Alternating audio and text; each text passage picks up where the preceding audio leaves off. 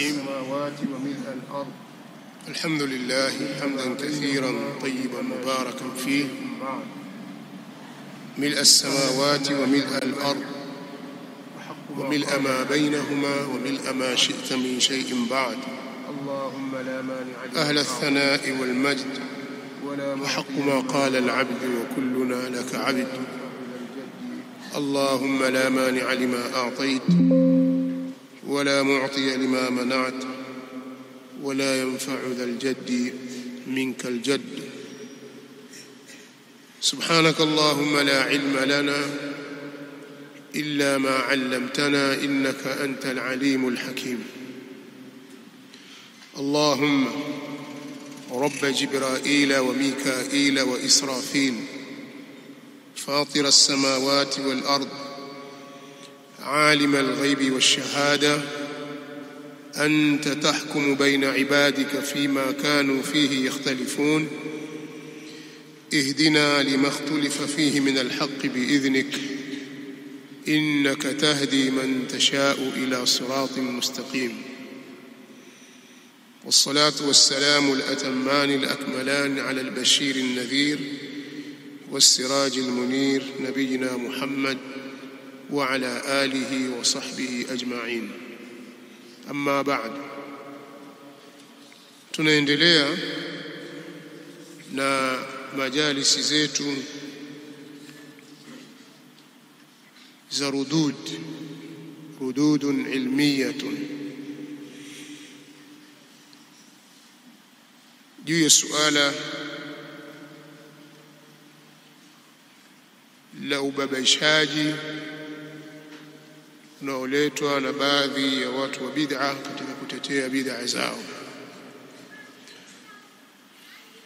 Tukiwa leo tu katika majlisi ya pili usiku huu wa Jumatatu ambao ni tarehe 29 ya Rabiul Akhir mwaka wa 1445 unaolingana sawa na usiku wa tarehe 13 mwezi wa 11 katika mwaka huu wa 2023.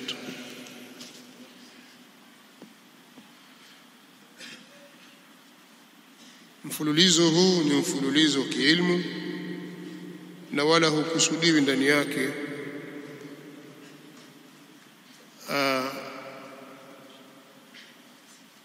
kubishana au kuleta majadiliano yasiyo na faida au kuleta kejeli na kuwatukana watu na kuwatusi. Na ya majalisi hizi lengo lake ni kutoa ilmu sahihi na kuwafahamisha watu wanaotaka kujua, hususan katika mlango huu wa bid'a. Bid'a ni nini?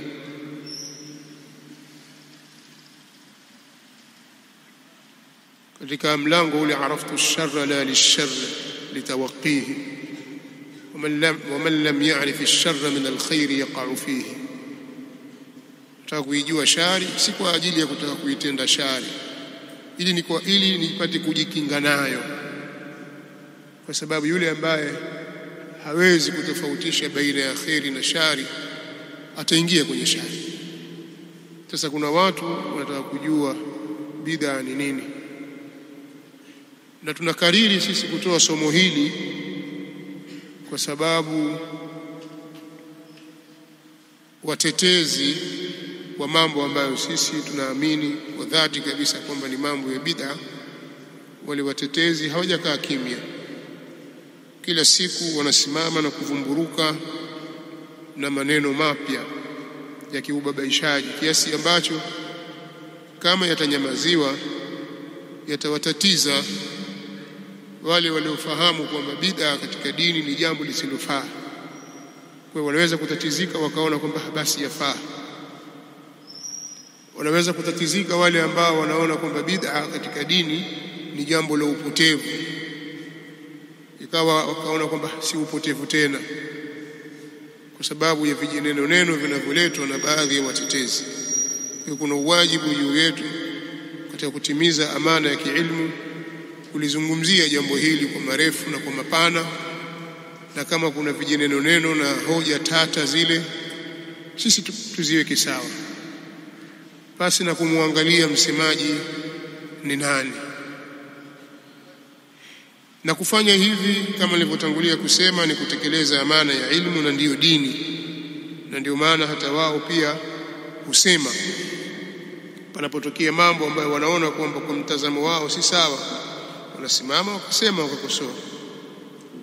Kwa hiyo iwe wafanya hivyo lillahi au sio tofauti na hivyo, lakini wafanye. Lakini leo insha Allah nitarudia tena kukariri maneno ya al-Imam Ibn al-Jawzi Abu al-Faraj Abdurrahman Ibn Ali Ibn al-Jawzi rahimahullahu ta'ala, ambaye ameyasema kwenye kitabu chake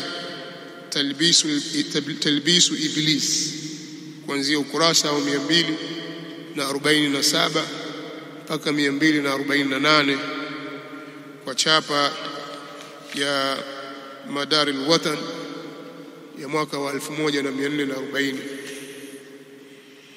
Hijria.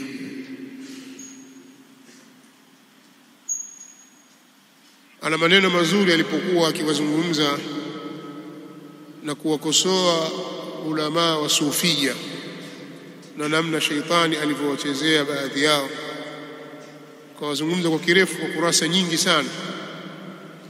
Sasa kwa kuwa amewazungumza baadhi ya watu ambao ni muadhamuno kwa wengine, watu wakapiga kelele, wengine itakuwaje, mbona kamsema fulani. Sasa akaleta maneno pale mazuri.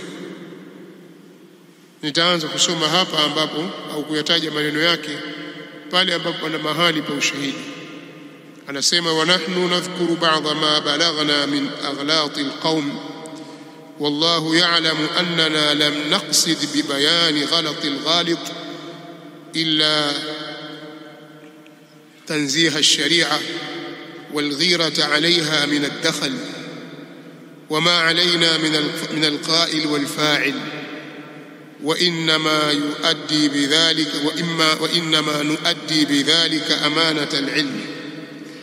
وما زال العلماء يبين كل واحد منهم غلط صاحبه قصدا لبيان الحق لا لإظهار عيب الغالط، ولا اعتبار بقول جاهل يقول كيف ترد على فلان الزاهد المتبرك به، لأن الانقياد إنما يكون إلى ما جاءت به الشريعة لا إلى الأشخاص.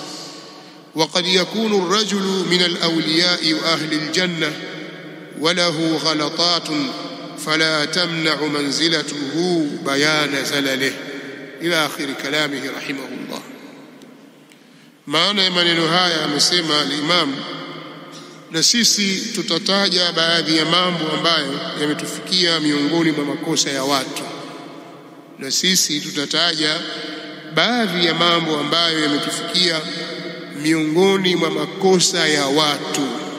Na Allah anajua kwamba sisi hatukusudii katika ubainishaji wa makosa hayo au makosa ya mwenye kukosea isipokuwa kwa ajili ya kuitakasa sheria dhidi ya uharibifu na kuwa na wivu na sheria, kwa sababu ad-dakhal katika lugha ya Kiarabu ina maana ya al-fasad.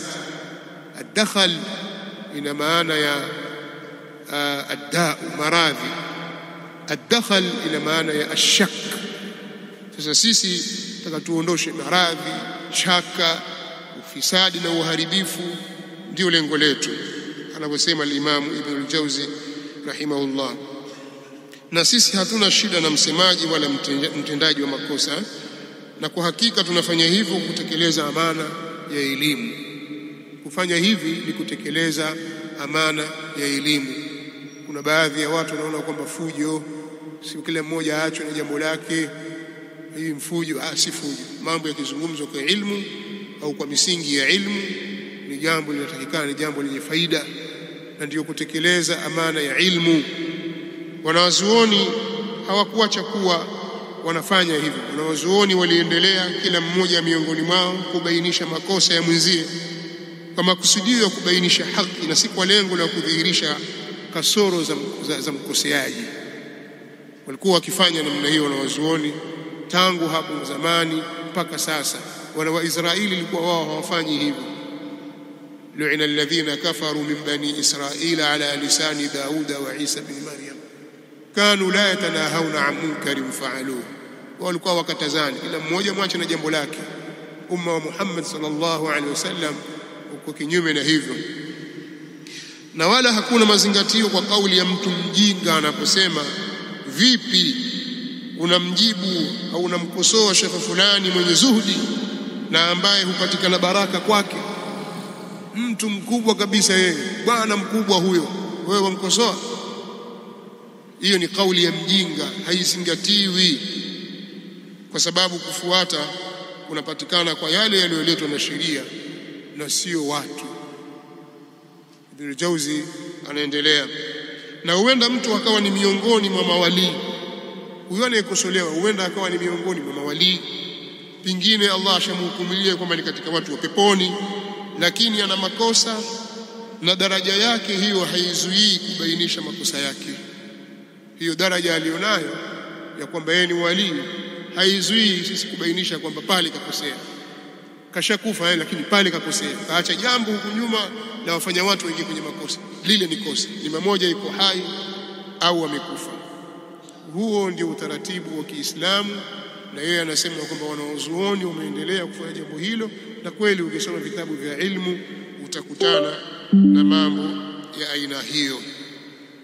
Kwa hiyo nimependelea nitangulize maneno haya ili kumweka sawa msikilizaji. Mtu anaweza kaona kwamba mbona kila siku kuna hili, mara limetokea lile, alafu watu wasema hivi wasema vile. Kwani hayaishi haya hayawezi kuisha maadamu upotoshaji unaendelea, na ndio faida ya watu kusoma. Lakini kinachozingatiwa hapa ni mtu kuzungumza kwa ilmu, kwa ilmu. Hilo ndio jambo kubwa kabisa, si kwa sababu tu waweza kuzungumza kwa ilmu. Kile unachokizungumza kizungumze ukiwa na ilmu nacho. Hilo ndio jambo linalotakiwa, na uzungumze kwa misingi yake. Unapowazungumza watu zungumza kwa uadilifu, usivuke mipaka ukawakweza watu nje ya mipaka yao, ukawanyanyua nje ya daraja zao, au ukawaporomosha watu ukaweka chini ya daraja zao. Wakeni watu na wateremsheni watu kwenye daraja zao. Kwa hiyo baada ya haya niliyotangulia kuyasema, tunamuomba Allah subhanahu wa ta'ala atupe taufiki ya kuweza kuyazungumza haya tuliyoyakusudia kwa ufasaha na umakini na weledi, kwa kiasi cha kueleweka na kumpa faida msikilizaji, pamoja na kumwomba Allah jalla wa ala atuwafikishe na akuwafikishe wewe ndugu yangu unasikiliza maneno haya, uwe ni katika wale ambao wanasikiliza maneno kisha wakayafuata yaliyo mazuri. Masala ya mijadala na rududi za kielimu ni katika misingi muhimu sana ya ufikishaji haki na kuiporomosha batil pamoja na watu wake, hususan rududi hizo na mijadala hiyo itakapojengwa juu ya misingi ya ilmu na kuepushwa na mihemko na jazba na maneno yenye kinyaa. Pamoja na kwamba tunajua kuna watu wengi wanachukizwa na utaratibu huu wa kisheria kwa madai ya kwamba rududi zinavunja mshikamano au zinaufifisha umoja wa Kiislamu, lakini ukweli ni kwamba sheria imehimiza juu ya rududi dhidi ya wenye kukhalifu njia ya haki, lakini rududi hizo zifanyike kwa uadilifu na insafu.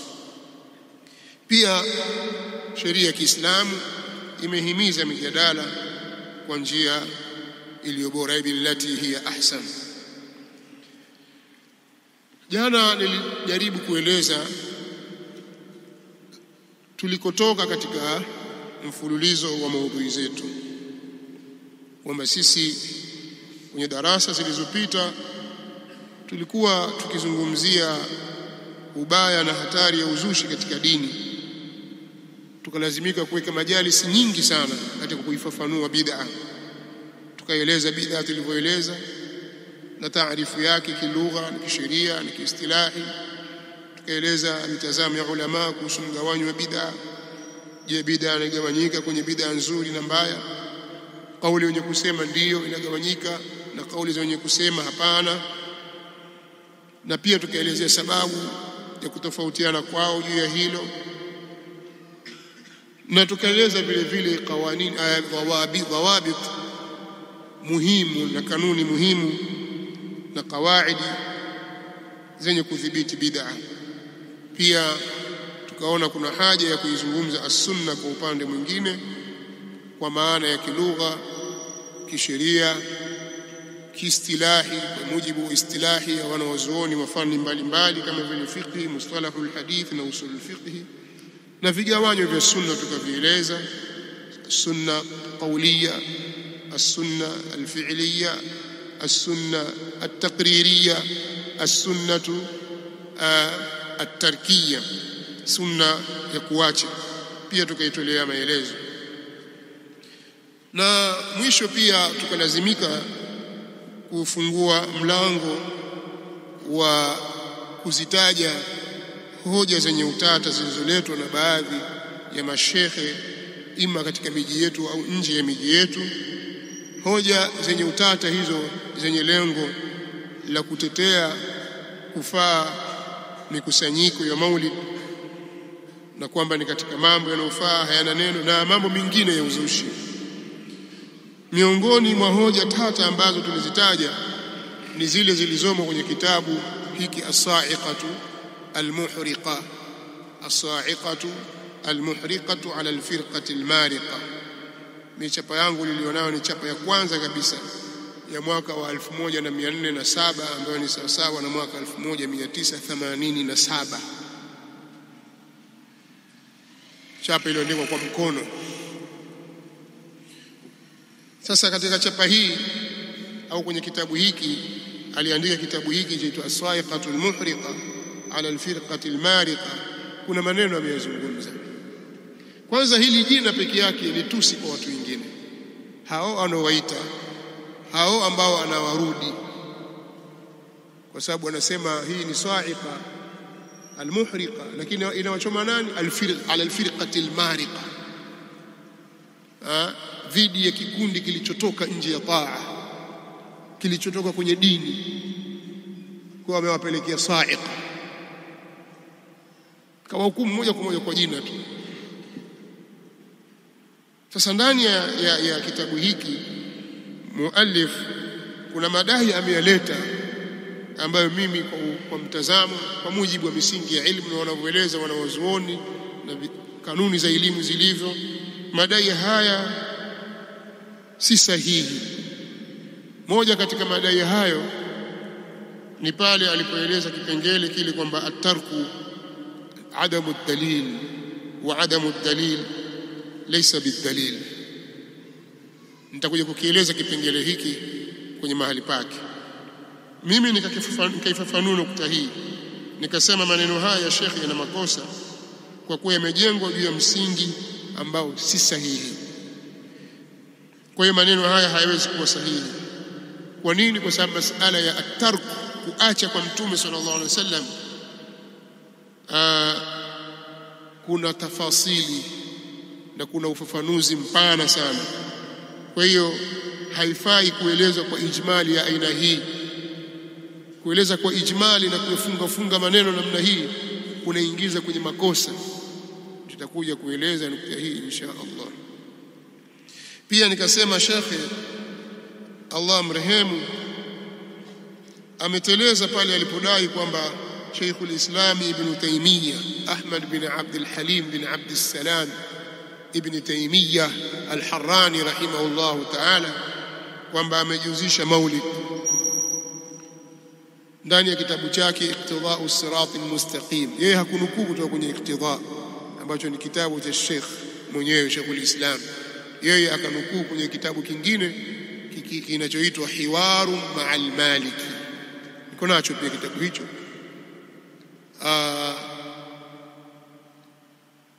na katika nyimbo pia, nyimbo yake akakitaja kitabu hicho kwamba ni hiwaru yenye vitu, sahifa yenye watu, ni 163, atakaye akasome.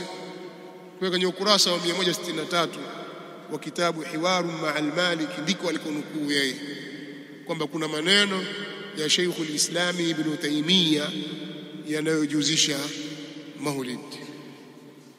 Sisi tukamjibu kwamba si kweli, maneno hayo hayapo, Sheikh amekosea hapa. Ibn Taymiyyah pale hajuzishi maulid. Tukaeleza kwa mtiririko, tukasoma ibara kutoka mwanzo ilipoanza mpaka tulipofika pale, na ukisikiliza kwa makini kwamba kutoka pale maneno yalipoanza mpaka kufika hapo, utaona kwamba hicho kinachosemwa kwamba anajuzisha maulid si sahihi, ni ufahamu usio sawa. Sasa shekhe yeye amesoma kwenye Hiwaru ma'al Malik, hakujua mwanzo imeanzia wapi.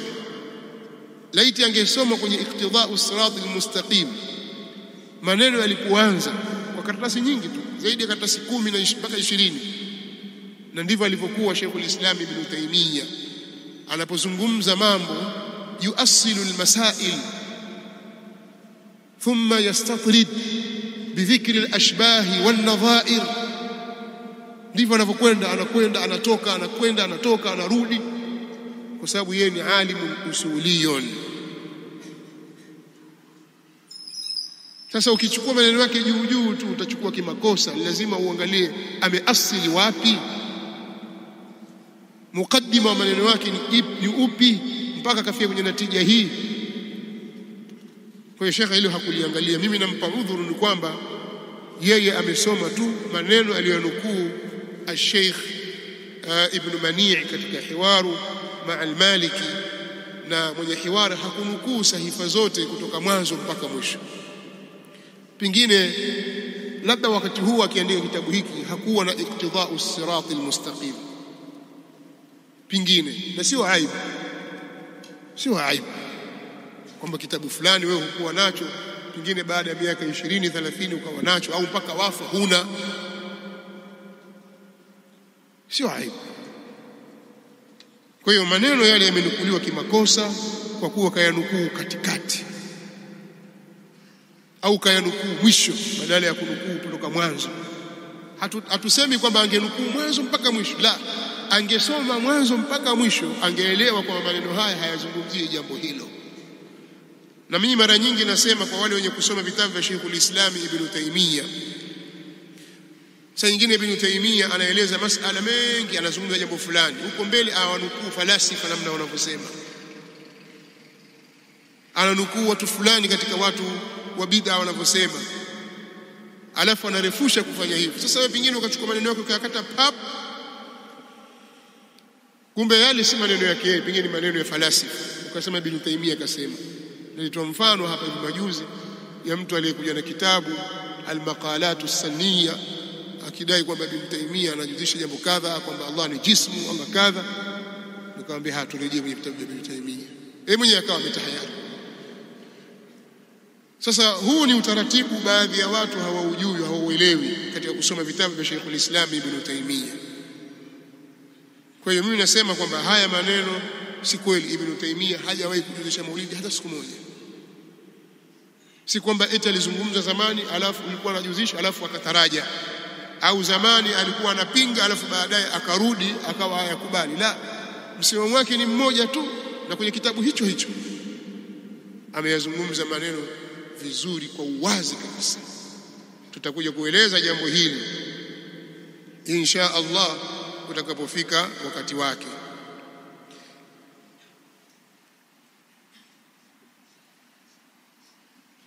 Labda nifupishe maelezo katika nukta hii alafu niweze kwenda vizuri. Mimi nilijibu kuwa watu hawakumuelewa Ibn Taymiyyah kwa sababu kuu mbili. Sababu ya kwanza ni kwa kuwa wameyachukua maneno yake juu juu na hawakutaka kutazama chanzo na asili ya maneno yake ili waweze kupata hukumu ya uadilifu. Sheikhul Islam Ibn Taymiyyah yeye alikuwa akiwazungumzia baadhi ya watu, alikuwa akiwazungumzia baadhi ya watu, sio waislamu wote, anawazungumzia baadhi ya watu, nao ni maimamu mujtahidun. Pindi wanapotenda jambo la makosa, akasema kwamba watu hawa watapata ujira hata kama wamekosea, lakini haifai kuwafuata kwenye makosa hayo. Kisha akapiga mifano mingi sana, akaleta mambo mbalimbali ya kimakosa ambayo hao baadhi hao ambao ni mujtahidun wanayafanya, na miongoni mwa mambo ambayo hao baadhi wanaweza kuyafanya ni kama al-ihtifalu bil maulid an-nabawi. Kwa hiyo mtu atakapofanya jambo la kimakosa na yeye ni mujtahid, atalipwa kwa ile jitihadi yake, atalipwa ujira mmoja kama hadithi ya Mtume sallallahu alaihi wasallam inavyotuambia, lakini akipatia ujira utakuwa mara mbili. Kwa hiyo anamzungumzia huyu atakayejitahidi kisha akakosea, akayataja mambo, miongoni mwa mambo aliyotaja ni al-ihtifalu bil maulid an-nabawi. Na ukisoma kwenye kitabu hicho utaona kwamba amezungumza masala ya al-ihtifalu bil maulid an-nabawi juu ya uharamu wake na ubid'a wake, na kwamba hilo ni jambo lisilofaa, kwa sababu kufanya hivyo ni kuiga njia ya Mayahudi na Manasara. Yeye amesema hivyo, wakadhalika ma yuhdithu ba'dhu an-nas imma mudahatan lilyahudi wan-nasara fi milad Isa, mpaka mwisho maneno yake. Akasema wallahu qad yufibuhum bihadhihi al-mahabbati wal-ijtihad la ala al-bid'i min ittikhadhi maulidihi sallallahu alayhi wasallam Eid, au kama maneno kama haya. Inshallah tutakapofika kwenye kuyafafanua maneno haya tutaleta ufafanuzi wake. Na baada ya maneno haya mimi kuyaleta na kutia makosa, nikasema Sheikh ameshafariki, ghafarallahu lahu wa rahima, lakini wanafunzi wake wapo, watalirekebisha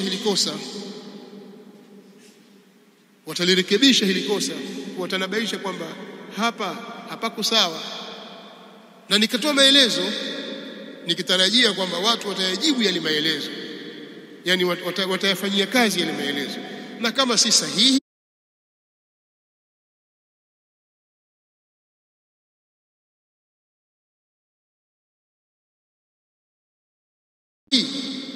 basi watamtetea kielimu kwamba wewe hukuelewa. Hata kama utatumia lugha za matusi watukana, lakini wazungumza kielimu, tukana kielimu, uonyeshe kwamba yeye hajakosea, wewe umefahamu makosa kwa 1, 2, 3, kitabu ni hiki, mahali hapa akasema hivi, Ibn Taymiyyah na msimamo wake, hiyo ndio sawa. Kwa tulitarajia moja ya mambo haya mawili kama watu wanakusudia ilmu, lakini kama mtu hakusudii ilmu hatarajiwi kusema chochote zaidi ya kuvurumisha maneno. Sasa jamaa walipokuwa wameona hawana la kusema na shekhe ndo tayari akashatiwa makosa, kwa hiyo wakaja na njia nyingine tofauti ya kuamsha hisia za watu, wakatumia jazba ya hali ya juu na ghadhab,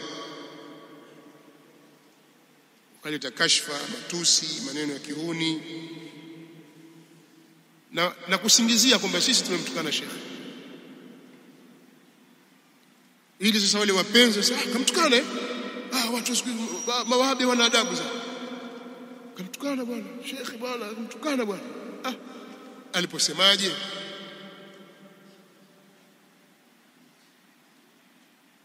Au shekhe hakosolewi? Mmewakosoa mashekhe wangapi nyinyi kama shekhe hakosolewi?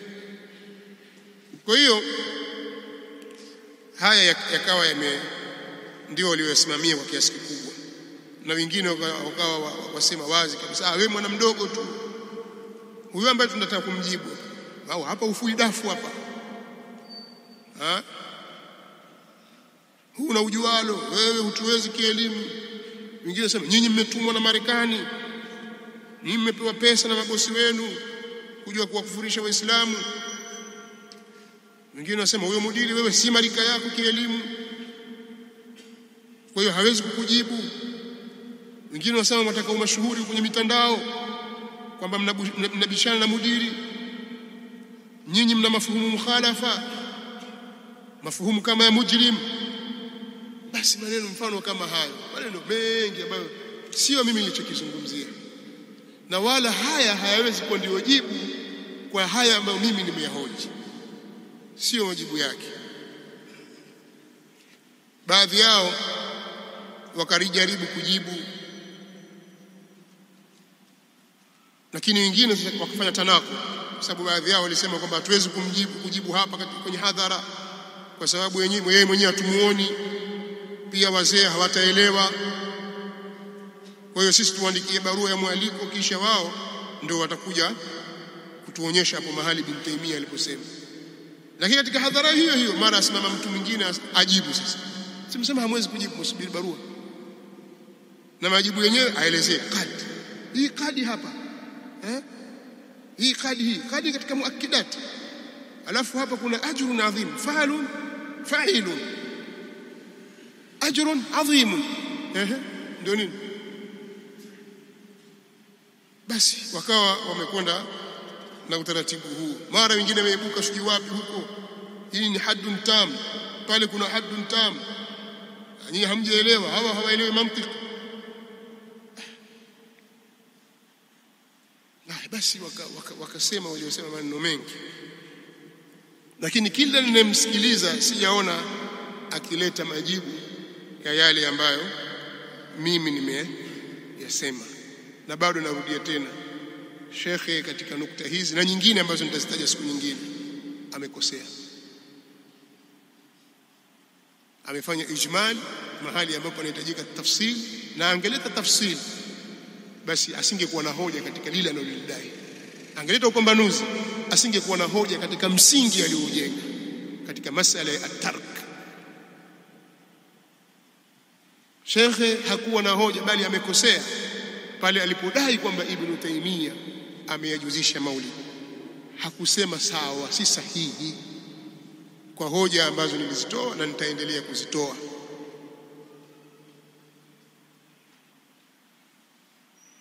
Sasa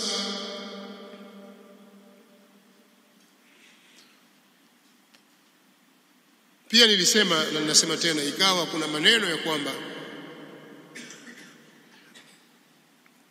mimi nataka nibishane na mtu fulani ili CV yangu ipande, basi mpaka nibishane na huyo, watu waone kwenye YouTube huko na kwenye mitandao kwamba huyu abishana na huyu. Kwa hiyo hilo hutolipata. Hatuwezi kutoa nafasi mudiri akujibu wewe. Na wengine wakasema al-alimu al-allama. Kwa hiyo kwa cheo chake hicho yeye hawezi kunijibu mimi. Lakini jambo la ajabu, yeye mwenyewe akaibukia huko wilayani Lushoto, sehemu za Lukozi huko kwenye hadhara, akaleta maneno. Sasa mimi nitaanza naye leo katika baadhi ya maneno yake, tutakwenda kidogo,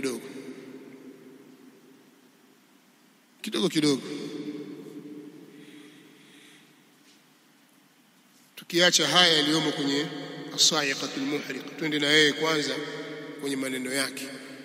Katika ile sauti yake aliyozungumza, amezungumza kiasi cha dakika kadhaa, sikumbuke dakika ngapi, sikudhibiti.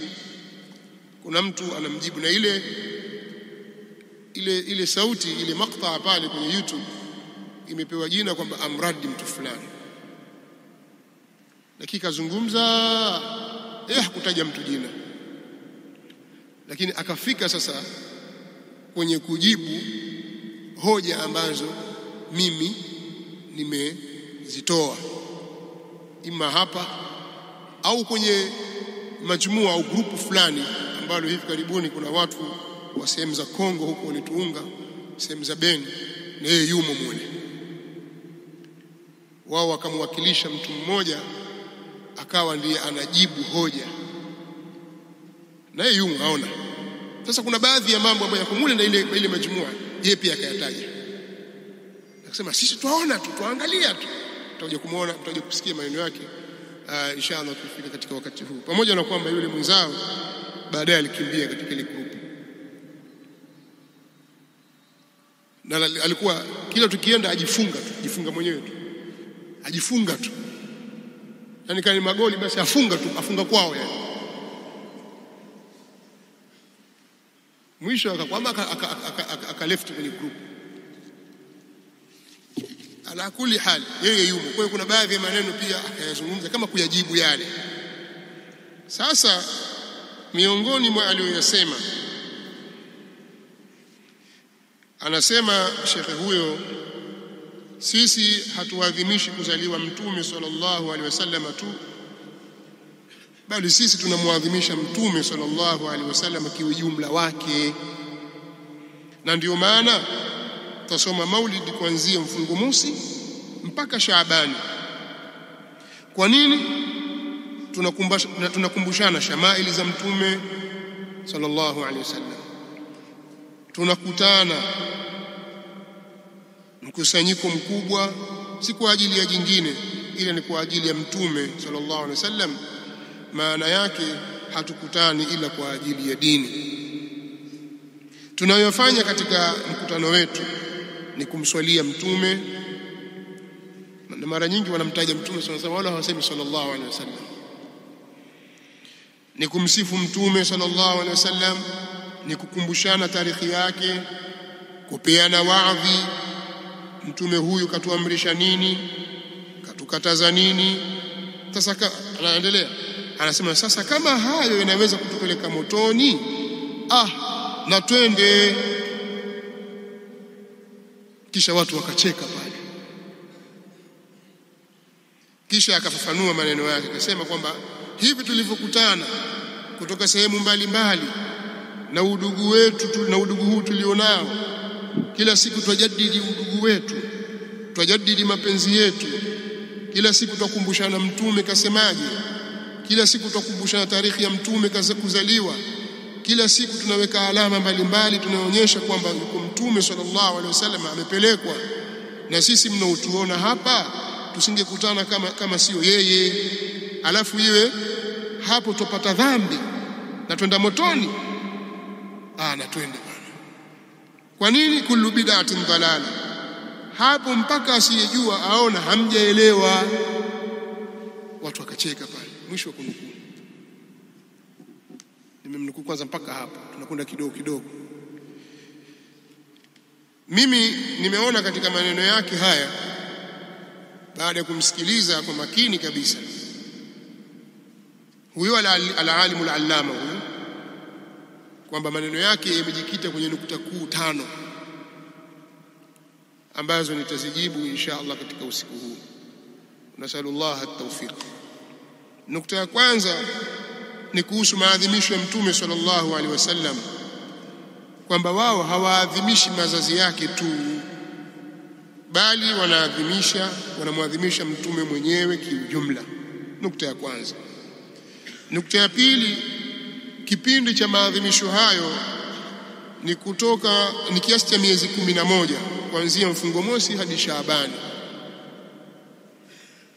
kwa mwaka, miezi 11. Nukta ya tatu, maadhimisho hayo yanafanyika kwa kufanya mambo yafuatayo: kumswalia Mtume sallallahu alaihi wasallam, kumsifu, kusoma shamaili zake na sira yake, kukutana ndugu na kujadidi udugu. Hiyo ni nukta ya tatu. Nukta ya 4, wanaosema kuwa mikusanyiko hii haifai kwa sababu ya hadithi inayosema fa inna kulla muhdathatin bid'a, hawa hawajaelewa hadithi hiyo. Na nukta ya 5, kama hivi wanavyofanya ni makosa na ni sababu ya wao kwenda motoni, basi wao wako tayari kwenda motoni, hawako tayari kuacha. Kama hivi wanavyofanya hivi ni makosa na yatawapeleka motoni, basi wao hawako tayari kuacha na wako tayari kwenda motoni. Allahu almusta'an.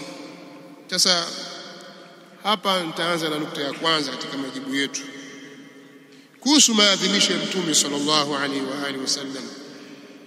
kwamba wao hawaadhimishi mazazi yake tu, bali wanamwadhimisha mtume mwenyewe sallallahu alaihi wasallam kiujumla.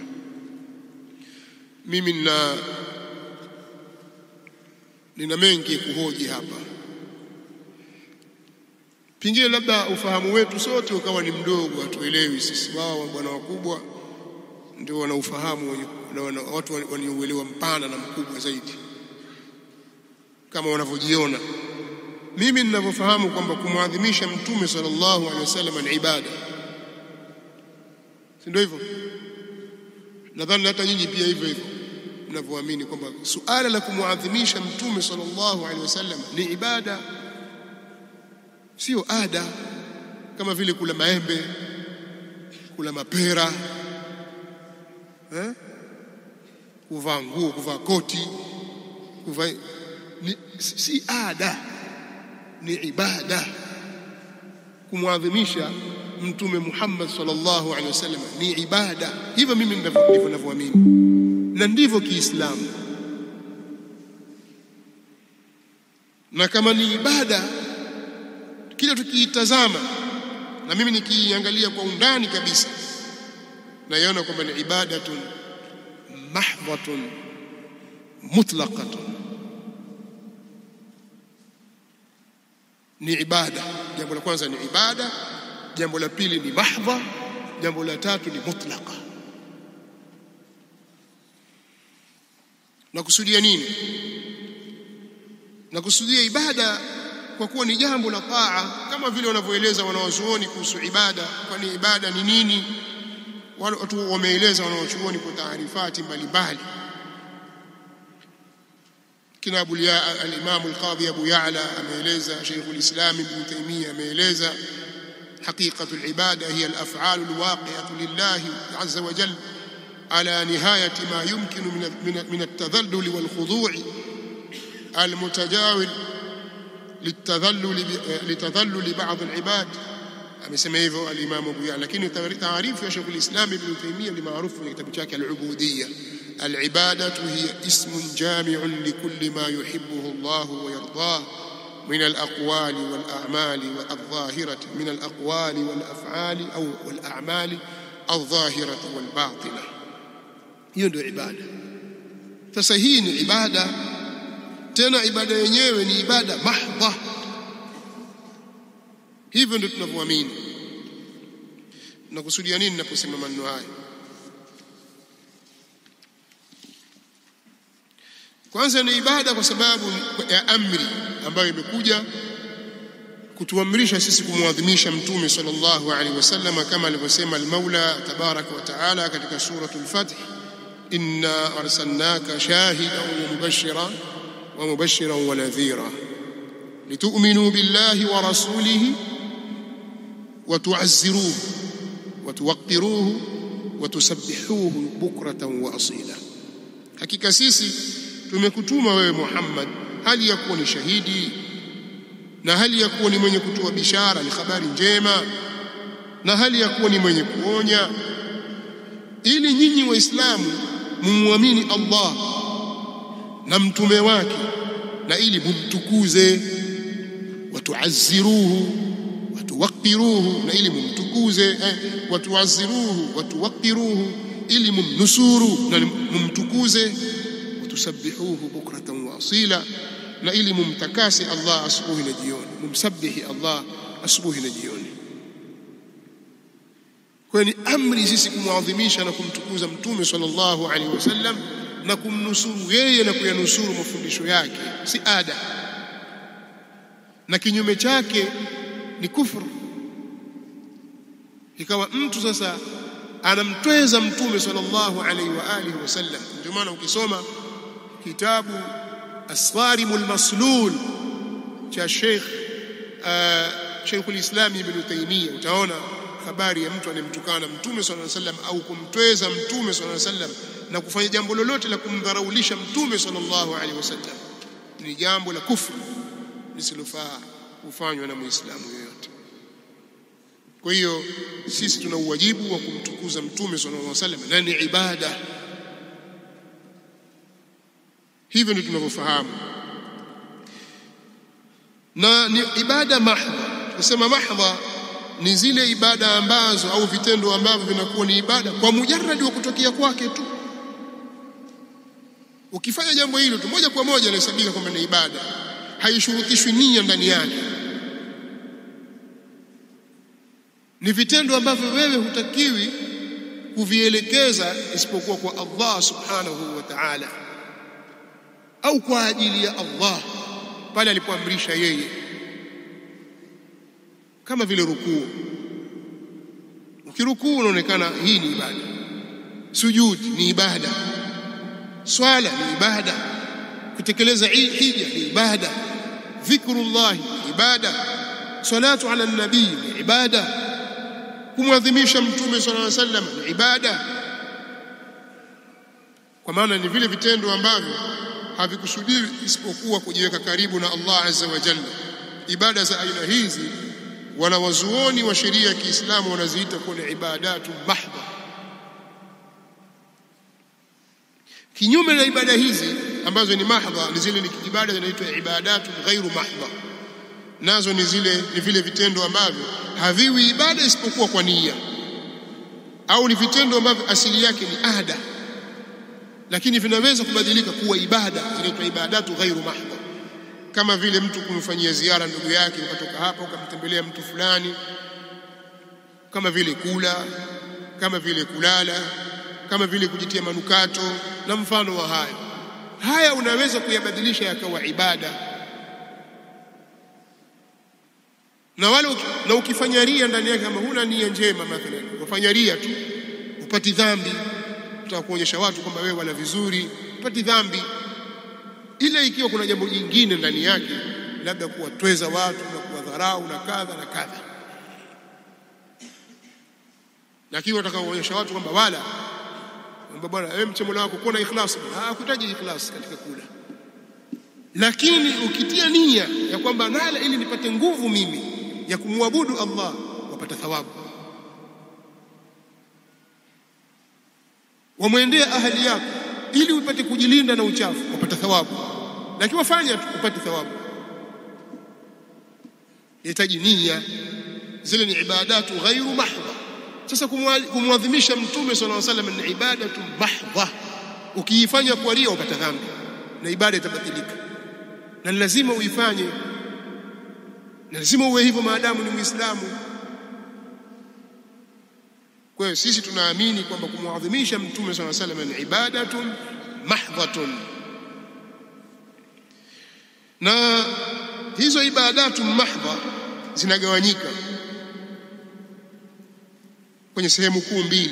Sehemu ya kwanza ni ibadatu mahdha muqayyada, ibada zilizokuwa zimetakasika na zenye kufungwa, takuwa zimefungwa kwa kuwekewa mitindo maalum, kwamba ibada hii watakiwa uifanye kwa mtindo huu. Kama swala watakiwa uifanye hivi, ukiiswali unavyotaka wewe haitasihi swala yako na wala haitakubalika, ukapindua unavyotaka wewe. Au wakati maalum, kuna ibada zimewekewa wakati maalum. Swala ina nyakati zake maalum, haji na wakati wake maalum, saumu ya Ramadhani na wakati wake maalum. Ni vitu vimewekewa wakati au idadi maalum. Mfano, idadi ya swala ya rakaa katika swala kuna idadi maalum. Idadi ya mwezi wa saumu ya Ramadhani ina siku maalum imewekwa. Kama hutafunga 29 basi 30. Uweze kusema nitafunga 27 tutosha, haitoshi, lazima iwe 30 au 29. Au mathalan ibada ya adhkar, idadi ya adhkar baada ya swala ya faradhi zimewekwa tasbihati kwa idadi maalum, imma 33, imma 30 au kadha idadi nyingine 10 na mfano wa hizo ambazo zimethibiti katika hadithi sahihi. Sasa vitu kama hivi ambavyo vimewekewa viwango vyake na utaratibu wake, kuzifanya kinyume na utaratibu wake unakuwa umezusha katika dini. Kwa mfano mkasema bwana, wajua sasa hivi madhambi yamekuwa mengi sana. Sasa sisi pale mahali ile istighfar ile Allah astaghfirullah astaghfirullah astaghfirullah baada as-salah ya faradhi si mara 3, ukasema hii tulete mara 70 kwa sababu madhambi mengi sana, utakuwa umezusha katika idadi pale. Sasa ukiambiwa umezusha idadi na ibada hii umeifanyia uzusho, usiseme kwamba dhikri istighfari pia bid'a. Umeelewa? Wewe umeiwekea idadi ambayo sio iliyowekwa na sheria. Tumeelewana? Kwa sababu ni ibada ambayo ni mahdha na imekuwa ni muqayyada, imefungwa kwa idadi maalum. Wewe wataka kuzidisha idadi yake au wataka kupunguza. Kwa hiyo vile vile katika mathalan katika tawafu au katika ibada ya haji imewekwa mahali fulani maalum. Haitaruhusiwa wewe kufanya tawafu kwenu huko nyumbani kwenu kwenye nyumba yako, au kajenga Kaaba yako, au kafanya tawafu kwenye kaburi la mtu unaona kwamba huyu shekhe mkubwa wali huyu, kama wanavyofanya baadhi ya masufi katika baadhi ya miji, wafanya tawafu kwenye kuburi. Ni jambo lisilofaa, kwa sababu tawafu imewekwa mahali fulani. Hivyo hivyo sa'i baina as-safa wal marwa ni ibada na inafanyika katika sehemu maalum.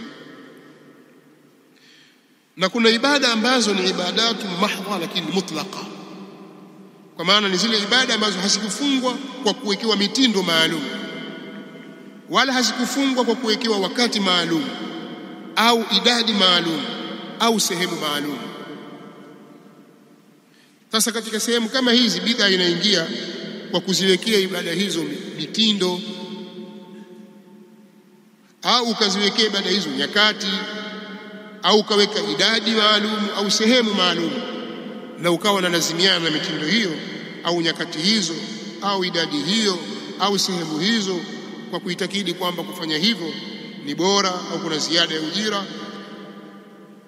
bila dalili yote kisheria, kiasi ambacho inakuja dhana ya kwamba kuifanya ibada hiyo kwa namna hiyo ndio makusudio ya sheria kwenye ibada hiyo. Bila shaka kufanya hivyo ni bid'a. Mfano, mtu kuhusisha labda kusoma kitabu fulani kama kitabu Sahihu al-Bukhari. Mtu akasema sisi tutasoma Sahihu al-Bukhari usiku wa kuamkia Alhamis, au kila jioni ya siku ya Alhamis, au siku ya Ijumaa mathalan. Hii ndio siku ya kusoma Sahihu al-Bukhari. Ukauliza kwa nini umehusisha Sahihu al-Bukhari na usiku huo au na mchana huo, jioni hiyo? Au kwa nini umekihusisha kitabu hicho? Au kwa nini umelihusisha somo hilo?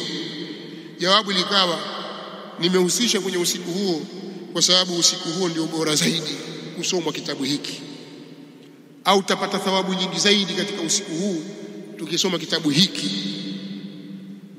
Dalili huna.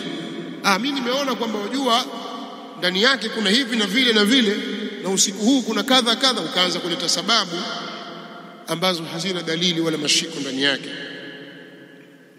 Au ukahusisha kusoma kitabu fulani, Bulughul Marami au kitabu chochote kile, kitabu chochote ukakihusisha kwamba kisomwe mahali fulani. Kwa nini umehusisha na mahali hapo? Ukasema mahali hapo ndio bora zaidi kuliko sehemu nyingine. Hapo pataingia bid'a. Nataka mfahamu vizuri haya mambo. Pia kuhusisha jambo kwa wakati, mfano kuhusisha kusoma Qur'ani siku ya 7 baada ya kufariki mtu, au siku ya 3 baada ya kufariki mtu, au siku ya 40 baada ya kufariki mtu. Ukasema tukusanyika tusome Qur'ani alafu tuipeleke kwa huyo mtu aliyekufa, kwa kuitakidi ya kwamba siku hiyo ina ujira mkubwa au kuna siri nyingi za hiyo 40 bila ya dalili ya kisheria. Kufanya hivyo ni bid'a. Usiseme Qur'ani bid'a. Si Qur'ani bid'a. Wewe umeihusisha na wakati fulani kwa kuitakidi kwamba wakati huo una afdalia. Kuhusisha huku ni bid'a, na hii ni ibada iliyoachiwa, unaweza kuifanya wakati wowote. Na hapa sijazungumzia suala la kwamba Qur'ani yamfikia maiti au haimfikii. Mimi najua kwamba ni masaili yana khilafu baina ya ahlul ilmi, lakini kuhusisha sasa na siku 40 iwe 40 jina tu au 40 hakika kabisa, kwa itikadi ya kwamba ya 40 ina siri ndani yake bila ya dalili ya kisheria. Kufanya hivi ni bid'a. Wacha 40, hata ukibadilisha basi tumebadilisha kusema 30 sasa, leteni dalili. 13 sasa, leteni dalili. Kwa nini muhusishe siku hii? Kwa hiyo hapo itapenya, itaingia bid'a. Lakini mtu akahusisha jambo fulani la kielimu au ibada yoyote kwa wakati fulani, kwa sababu wakati huo kuna wepesi kwa watu kuhudhuria, au watu watapata umakini, au watakuwa na nashati zaidi kusoma, haiambiwi bid'a, kwa sababu haikuhusishwa wala kufungamanishwa na afdalia yoyote. Kwa nini mwasoma darasa fulani baada ya maghrib? Ndio watu washarudi kutoka kazini, kutawapata watu watakuja. Kwa nini watu wanasoma Qur'ani baada ya alfajiri au kabla alfajiri? Kwa sababu watu wanakwenda kazini, wengine wanakwenda maskuli, wengine wanakwenda wapi. Kwa hiyo kabla hawaja kwenda tupate muda wa kufanya hivyo. Hakuna ubaya katika hilo, haiambiwi bid'a. Nasema hivi kwa sababu huyu pia alishawahi kusema siku za nyuma, kama ikiwa kila jambo zuri halifai kitu kama hicho, au kufanya jambo ambalo hakulifanya Mtume sallallahu alaihi wasallam haifai, mbona wasomesha Bulughul Marami? Ni kwa sababu hana kawaidi za kiilmu juu ya suala la bid'a linakuwaje. Kwa ndio maana nikaamua kutoa ufafanuzi huu ili muelewe. Sasa kama tutakubaliana kwamba kumwadhimisha Mtume sallallahu alaihi wasallam na kumswalia ni ibadatun mahdhatun mutlaqa, je, mnayo dalili yoyote ya kisheria ya kuifunga ibada hiyo kwa mitindo hiyo, kwa kiasi ambacho mtu ukimwambia ni Muislamu yule wa kawaida, ukimwambia Muislamu wa kawaida na kusudia yule aliyekulia katika mujtama wa kisufi, mimi nataka kumwadhimisha Mtume sallallahu alaihi wasallam, au nataka kumswalia au nataka kumfurahikia, mtu huyu haelewi isipokuwa kwa namna ambayo nyinyi mnaifanya, kwamba ukifanya hivyo ndio utakuwa umemfurahikia Mtume sallallahu alaihi wasallam, au ukifanya hivyo utakuwa ndio umemwadhimisha Mtume sallallahu alaihi wasallam.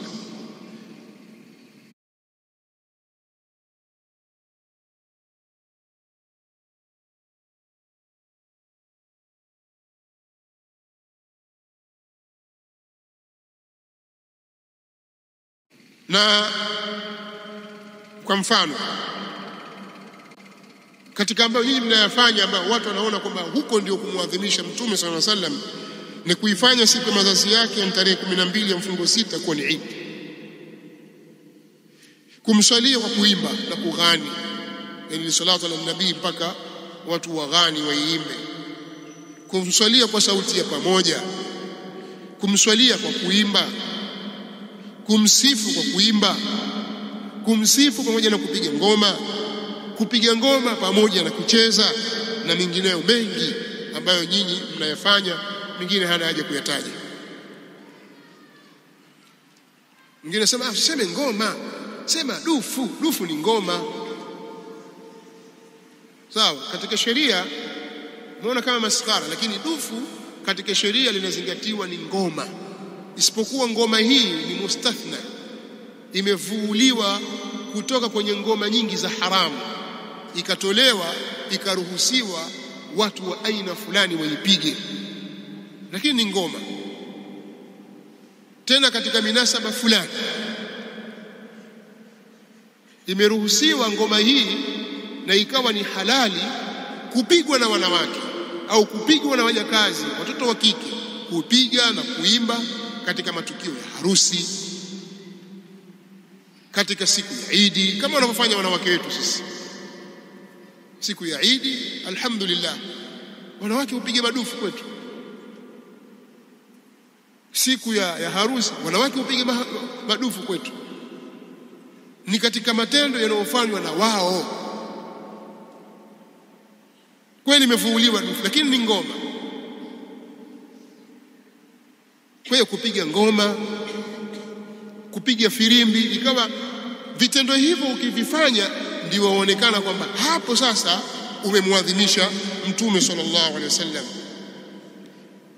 Na kama mtu hakufanya hivyo, huyu basi hajamwadhimisha Mtume sallallahu alaihi wasallam, bali wanafikia kwa kufurisha ahli sunna ambao nyinyi mnawaita mawahabi kwa madai ya kwamba hawampendi mtume sallallahu alaihi wasallam, hata kama wao wanafanya zaidi ya hayo kwa kufuata utaratibu sahihi na wa kisheria, lakini bado wanaonekana kuwa hawampendi mtume sallallahu alaihi wasallam, wala hawamswalii wala hamuadhimishi, kwa sababu tu hawafanyi kama mnavyofanya nyinyi. Wakikusanyika hawasemi hawamswalii mtume sallallahu alaihi wasallam kwa sauti ya pamoja. Wakikusanyika hawaimbi kwa sauti ya pamoja, au wakapiga ngoma na wakacheza, au kwa sababu hawavisomi vitabu fulani ambavyo hivyo nyinyi muamini kwamba ndio kuna kumsifu mtume sallallahu alaihi wa alihi wasallam. Lakini hapa hata tukae miaka 20 kila siku tutasomesha ash-shamailu al-muhammadiyya ambayo eleza sifa na shamaili za mtume sallallahu alaihi wasallam, kitabu cha al-Imam at-Tirmidhi ambacho tumekisomesha katika mahadi yetu hii. Lakini bado kwao wewe hujamsifu mtume sallallahu alaihi wasallam mpaka usome kitabu fulani. Kwa ile ibada nyinyi mkaifunga kwa mitindo fulani. Sisi twasoma hapa, twasoma hadithi za mtume sallallahu alaihi wa alihi wasallam, twazisoma, na kila unaposoma lazima useme sallallahu alaihi wasallam au Allahumma salli ala Muhammad wa ali Muhammad.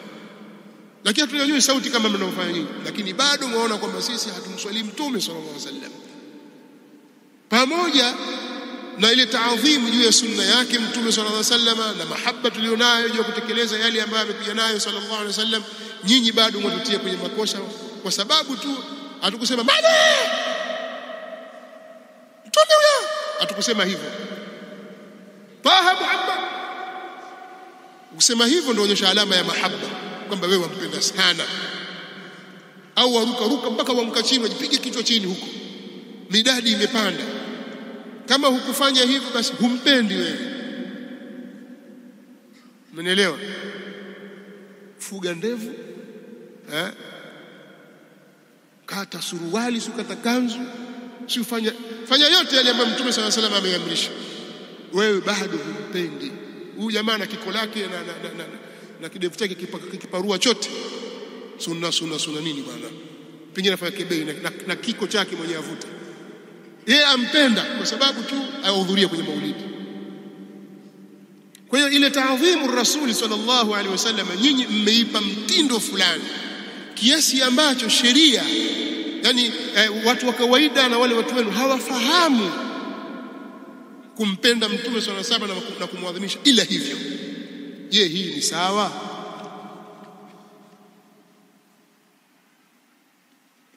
Kwa hiyo sisi hata tukikaa mathalan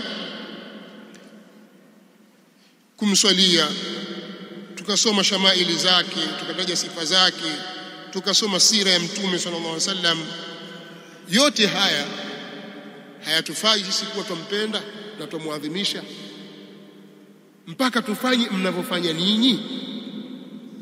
Lakini pia hayo maadhimisho ambayo nyinyi mnayafanya kama mnavodai kumswalia, kumsifu, kusoma shamaili zake na sira yake, je, mkusanyiko wote utakaofanyika kwa ajili ya kusoma au kusomeshana shamail na sira ya mtume sallallahu alaihi wasallam utakuwa ni maulidi? Sisi hapa tumekusanyika hapa tusome shamaili zake, si ndio hivyo jamani? Tusoma Qur'an. Sasa hapa Qur'an yasoma mara ngapi? Na mtume sallallahu alaihi wasallam asomwa mara ngapi? Kwa sababu katika misingi ya dini yetu sisi, na ndio misingi ya mwanzo tunawafundisha watoto, na haya ni maneno ameandika Sheikh Muhammad bin Abdul Wahhab kwenye al-usul al-thalath, i'lam rahimakallah. Ukianza hivyo tutamaliza. Hata wale watu wa kawaida kwamba annahu yajibu ala kulli muslimin,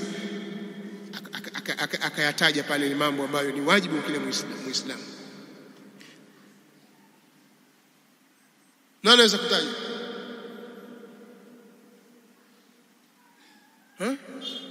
Usulu thalatha, watu wengi tu.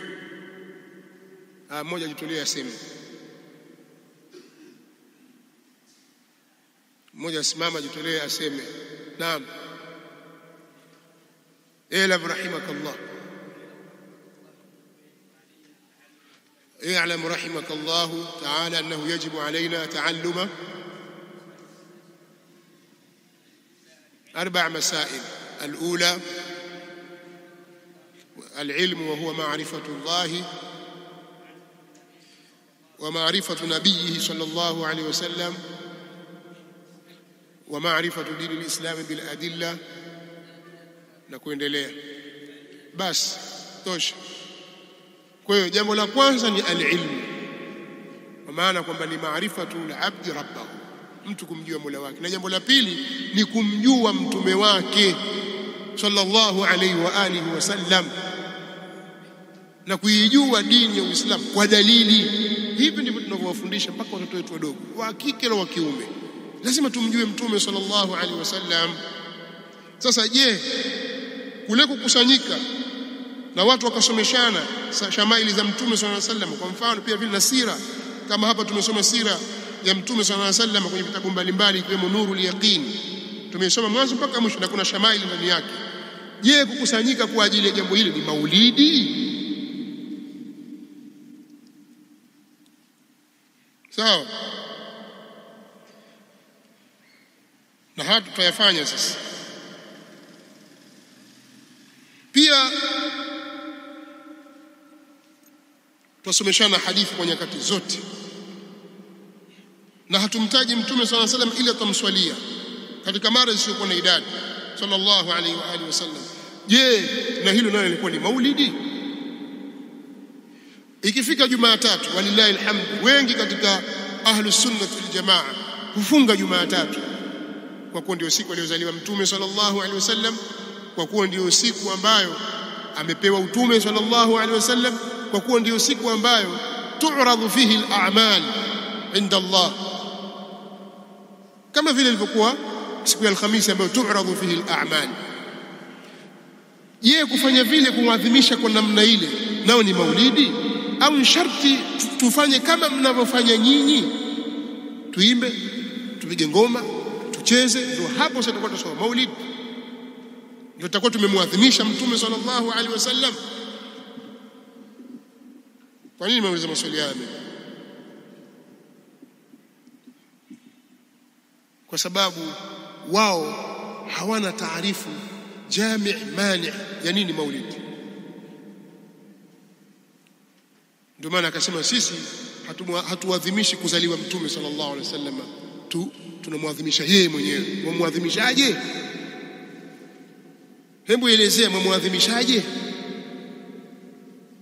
Na sio ibadatun mahdhatun mutlaqa.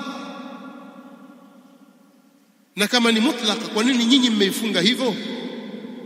Lakini anasema sio ibada, ni ada, lakini ada ya kheri. Kumwadhimisha mtume ni ada, kumpenda mtume sallallahu alaihi wasallam ni ada,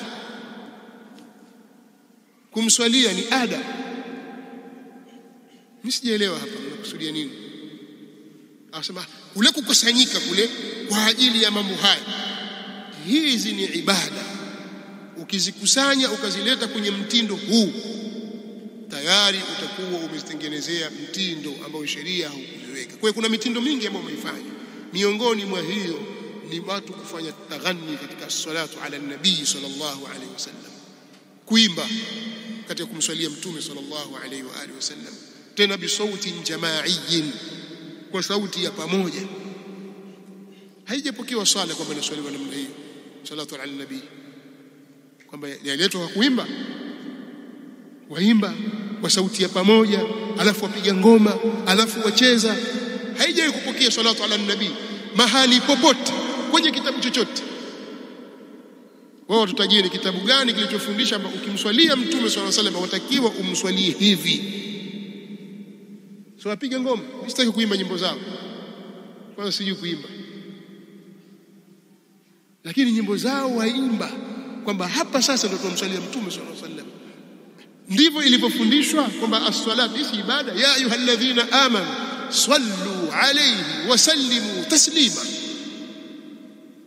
Sasa wao ndio tutakuja tafsiri yake ni kama vile wanavyofanya wao, ndio tayari ushakuwa mswalia mtume sallallahu alaihi wasallam. Sisi tunaona hili ni jambo la kimakosa.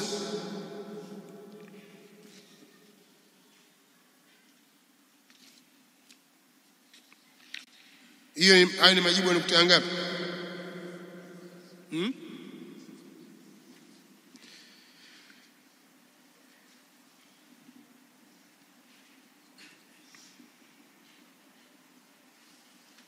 Tumesema nukta ya kwanza kumwadhimisha kuzaliwa Mtume sallallahu alaihi wasallam.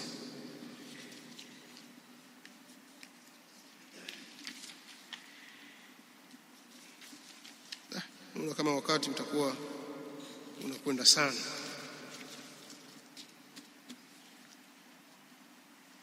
Haya, nukta nyingine ya pili, wao wanasema wanamwadhimisha Mtume sallallahu alaihi wa alihi wasallam kutoka mfunguo mosi mpaka Shaaban. Mimi nauliza, kwa nini mpaka Shaaban? Ramadhani hakuna kumwadhimisha Mtume sallallahu alaihi wasallam. Kwamba bwana sisi tunamwadhimisha Mtume sallallahu alaihi wasallam tangu mfungo mosi mpaka Shaabani. Kwa nini? Ramadhani na hakuna taadhimu rasuli sallallahu alaihi wasallam. Hebu hapa watolee majibu ya kueleweka. Mimi kwa nini wao mtume wao sallallahu alaihi wasallam wanamwadhimisha kwa miezi 11 tu? Sababu Shawwal mfungo mosi, sio? Dhulqaada mfungo pili, Dhulhijja mfungo tatu, Muharram mfungo 4, Safar mfungo 5, Rabiul Awwal mfungo 6, Rabiul Akhir mfungo 7, Jumada al-Ula mfungo 8, Jumada al-Akhir mfungo 9, Rajab mfungo 10, Shaabani ndio mwezi wa 11 mfungo 11. Sasa hii Ramadhani hii vipi?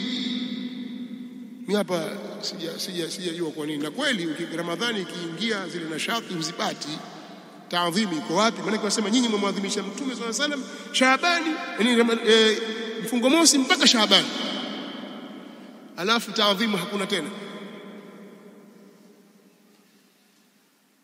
Haya maneno kayasema yapo kwenye YouTube, simzuli hata neno moja. Nukta ya tatu, kwamba wao wanaadhimisha kwa mambo haya tuliyotaja: kumswalia, kumsifu, kusoma shamail na sira, kukutana ndugu. Je, mtu akiyafanya haya kupitia darasa, mathalan tunapokaa tukamswalia Mtume sallallahu alaihi wasallam, au hata sio kwenye darasa, tumekaa mtu akamtaja Mtume sallallahu alaihi wasallam, tukawa tusema sisi Allahumma salli ala Muhammad wa ali Muhammad, lakini hatusemi kama nyinyi, je, nayo ni maulidi?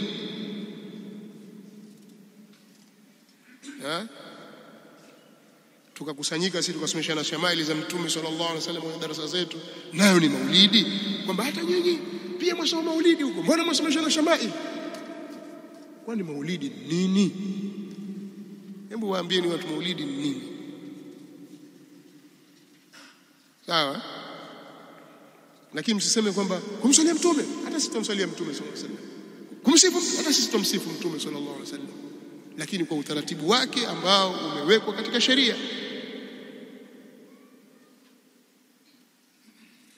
Sasa kama ikiwa haiwi ila hivyo mnavyofanya nyinyi, ndio sasa inakuwa ndio taadhimu hiyo, na hiyo ndio as-salatu hiyo ala nabii sallallahu alaihi wasallam, na hiyo ndio mahabba hayo, na hiyo ndio maana ya kumfurahikia Mtume sallallahu alaihi wasallam. Kama ikiwa ndio hivyo na Waislamu watakiwa wawe hivyo kwa ndio ibada, tuambieni mmetoa wapi?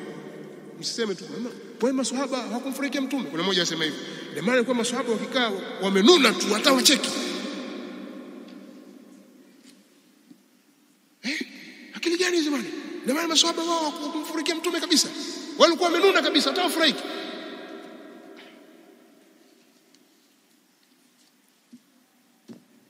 Hata wale wengine pia washindwa kujibu, kwa sababu ukiwajibu vile inavyotakiwa wajibiwe sasa matusi, na wao ndicho nakisubiri. Useme neno lile tusi, kwa basi wataacha hoja zote, wataruka kwenye matusi. Hatuwapi upenyo huo sisi, hatuwapi upenyo huo. Jambo la 4 ni pale aliposema kwamba, alipodai kwamba mkusanyiko hii wa sisi tutasema haifai kwa sababu ya hadithi fa inna kulla muhdathatin bid'ah, kisha akasema kwamba wao ni sisi hatujaelewa hadithi hiyo. Mimi nataka kumwambia huyu wala alimu al-allama kama wanavyomuita wenyewe, sio kweli. Sisi hadithi hii tumeielewa zaidi kuliko mnavyoelewa nyinyi, kwa sababu sisi tumeielewa na tunaisema kama alivyosema Mtume sallallahu alaihi wasallam. Mtume sallallahu alaihi wasallam asema fa inna kulla muhdathatin bid'ah, hakika kila lenye kuzuliwa ni bid'ah. Ndivyo alivyosema. wa kullu bid'atin dalala, na kila bid'a ni upotevu, wa kullu dalalatin fi an-nar, na kila upotevu ni motoni. Na sisi tunasema hivyo, kila lenye kuzuliwa ni bid'a, na kila bid'a ni upotevu, na kila upotevu ni motoni, kama vile ambavyo ametamka Mtume sallallahu alaihi wa alihi wasallam, kwa sababu sisi tuamini kwamba au hakuna upotevu unaopeleka peponi, sio? Basi vile vile tuamini kwamba hakuna jambo lenye kuzuliwa ambalo si bid'a. Yote maneno ya Mtume sallallahu alaihi wasallam. Lakini nyinyi mnaipinga kauli ya Mtume sallallahu alaihi wasallam, tena ikataa kwa ufedhuli. Mtume anasema kila bid'a ni upotevu, nyinyi mnasema hakuna, sio kila bid'a upotevu. Sisi tunasema kama alivyosema Mtume sallallahu alaihi wasallam, nyinyi mnasema hapana, hakuna, hamjaelewa, sio kila bid'a.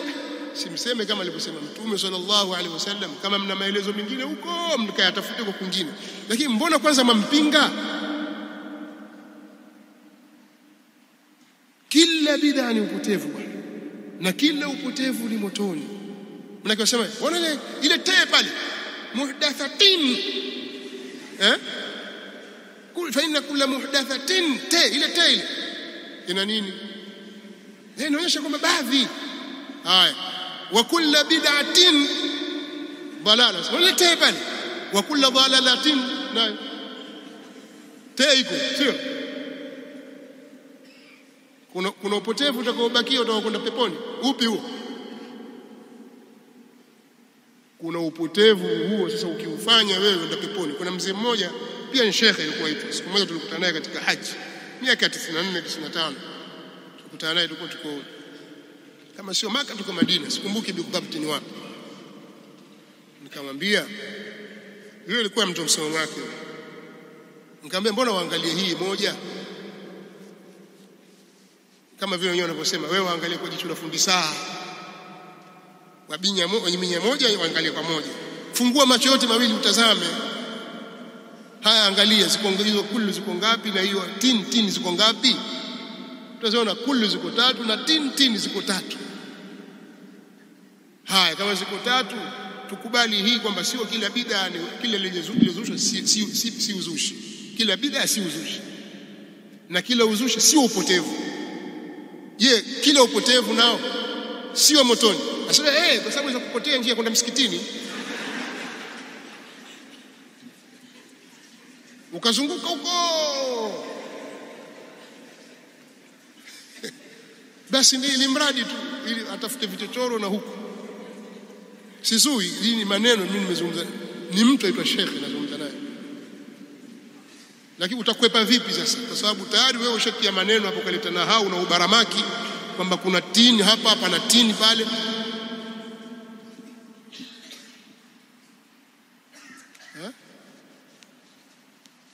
Kwa hiyo sisi tumeelewa haya ni maneno ya Mtume sallallahu alaihi wa alihi wasallam. Pamoja na hivyo, kuna ahadithi nyingi za kukemea mambo haya na kuyakataza. Katika dini haparuhusiwi kuongeza lolote ndani ya dini yetu. Kama kuna takhsisi katika mambo, basi si katika jambo la dini, katika mambo mengine, ima wasaili hizo au katika mambo mengine, lakini si katika jambo la ibada. Ukaanza kuliletea ufundi jambo la ibada, ukalitengeneza, ukalifanya hivi na hivi. Ndivyo walivyoharibu manasara na mayahudi dini yao, kwa kuruhusu kuyaingiza mambo yasiyo kweli. Sasa tukirudi katika nukta ya mwisho, yeye anasema kwamba kama hivi tunavyofanya ni makosa, basi wao wako tayari kwenda motoni. Kaburat kalimatan takhruj min afwahihim, Allahu musta'an. Mimi hapa kwenye sehemu hii sitamjibu jawabu la moja kwa moja, si wanajifanya wana elimu nyingi. Nitampa homework kama ataitaka, badala ya kutumia akili nyingi na ubaramaki mwingi, kama mtu ajafanya aliza hivi bana enda kule. Mimi nilikuwa nataka kujua tu hivi wanawazuoni wetu wa Kiislamu wanasema nini kuhusu mtu mwenye kutoa kauli za aina hii, homework hii inatoka watu wote pamoja na mlengwa huyo mwenye maneno haya ambayo mtayasikia, tutayambatanisha maneno yake. Mtu akiwa anasema kama jambo kadhaa ni baya na linalipelekea motoni, basi mimi au sisi, mimi niko tayari au sisi tuko tayari kwenda motoni, hata kama jambo hilo anaitakidi kwamba ni jema, yeye anaitakidi kwamba ni jambo jema, lakini akasema tu maneno haya kwamba bwana, kama hili mbaya, basi mimi niko tayari kwenda motoni. Kauli hii wanazuoni wa Kiislamu wanasemaje? Wanaitazama vipi?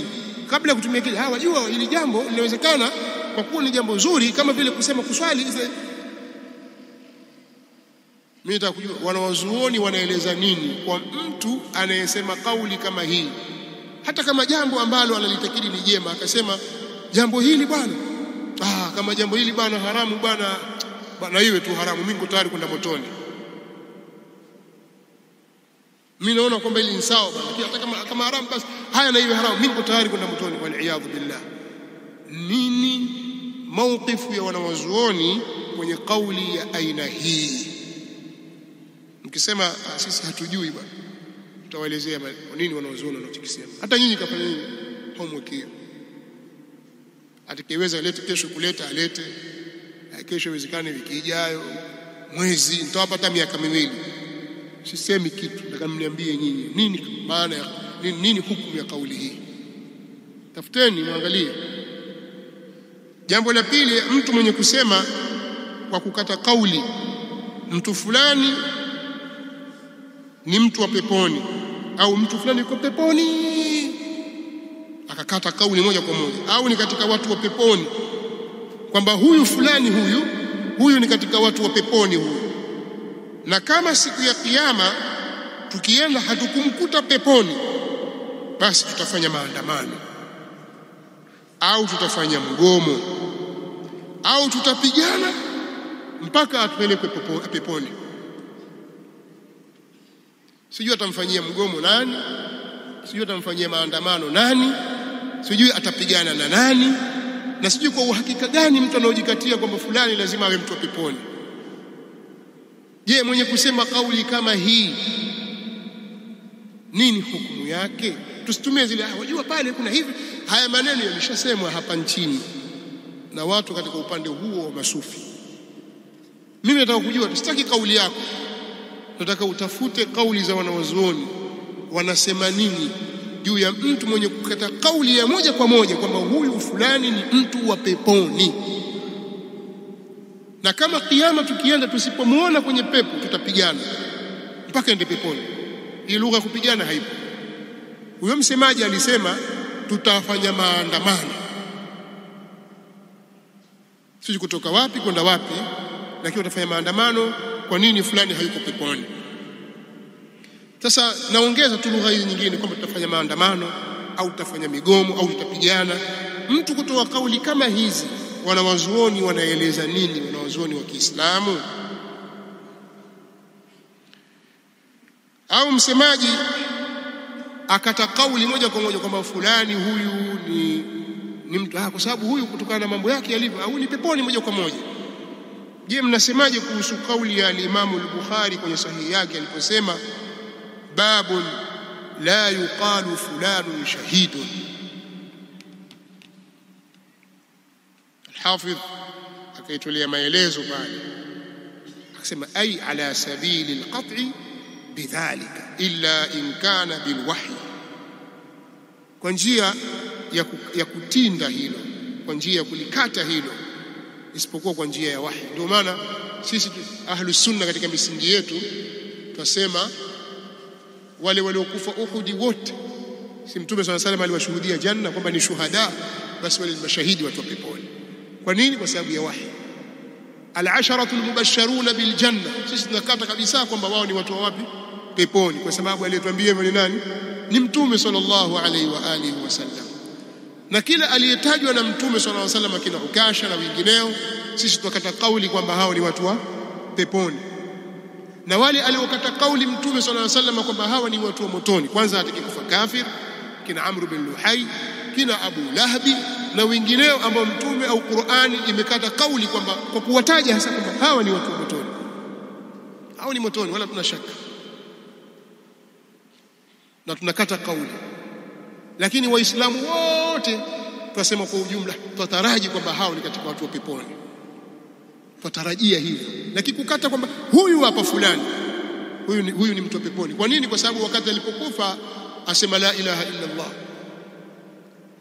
Wanawazuoni, hebu mrejee Al-Munawi katika Faidhul Qadir, mrejee Badruddin Al-Aini katika Umdatul Qari na wengineo na wengine wengi tu, wana maelezo gani juu ya kukata kauli? Hata kama kweli umeyashuhudia mema yake, sema tu kwamba nahsabuhu kadhalika wallahu hasib, wala nuzaki ala Allah ahada.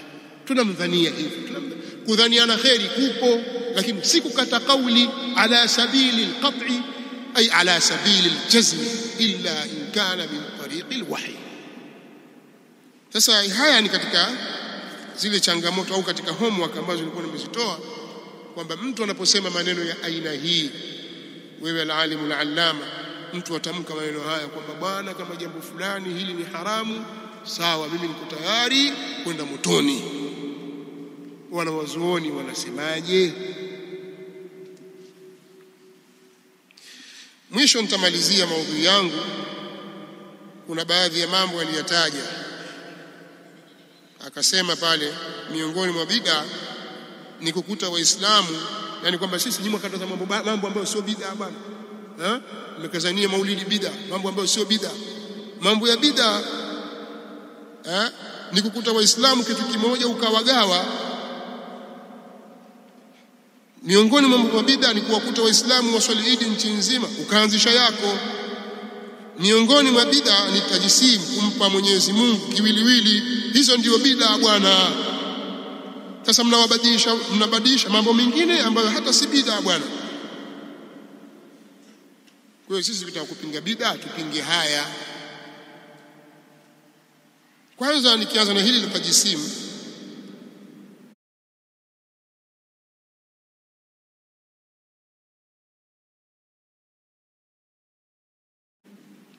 sisi tunasema Ahlus Sunna ni katika watu wanaoongoza katika kulipinga jambo hili na kuleta lugha za bid'a, kuzithibitisha au kuzikanusha. Ukimsoma Sheikhul Islam Ibn Taymiyyah katika Majmu'ul Fatawa juzuu ya 5 utashuhudia haya, kwamba sisi tunapinga masala ya kumfananisha Allah na kiumbe au kumsifu kwa jambo ambalo hakujisifu nalo. Hakujisifu yeye kwamba ni jismu, ni haramu kumsifu kwa hilo. Sawa? Ndio msimamo wa Ahlus Sunnah wal Jamaa.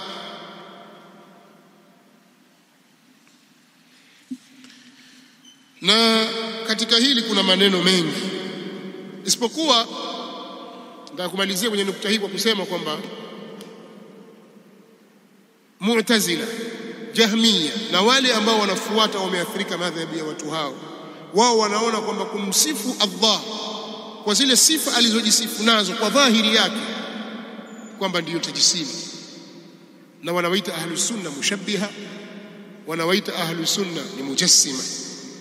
Haya maneno waliyazungumza zamani wanawazuoni. Al-Imamu Abu Hatim Muhammad bin Idris al-Hanbali al-Razi, yeye ametueleza wazi wazi kwamba alama ya watu wa bid'a, min alamat ahli al-bid'i al-waqi'atu fi ahli al-athar, wa alamatu al-jahmiyya an yusammu ahli as-sunnati mushabbiha wa nabita, wa alamatu al-qadariyya an yusammu ahli as-sunnah mujbira, wa alamatu az-zanadiqa an yusammu ahli al-athar hashawiyya. Haya ni majina ambayo waliyatoa watu wa bid'a kuwabambika nao ahli sunnah wal jamaa. Wanawaita mushabbiha, wanawaita mujbira, wanawaita hashawiyya na lugha kama hizo.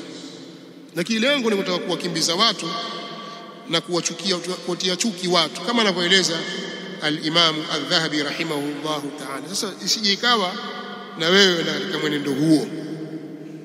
Al-Imam al-Sheikh Abdul Qadir al-Jailani ambaye watu wa tariqa fulani hujinasibu na yeye, kwenye kitabu chake Al-Ghunya pia ameeleza, sema wa'lam anna li ahli al-bid'i alamatin yu'rafuna biha, kwamba watu wa bid'a wana alama ambazo hujulikana kwazo.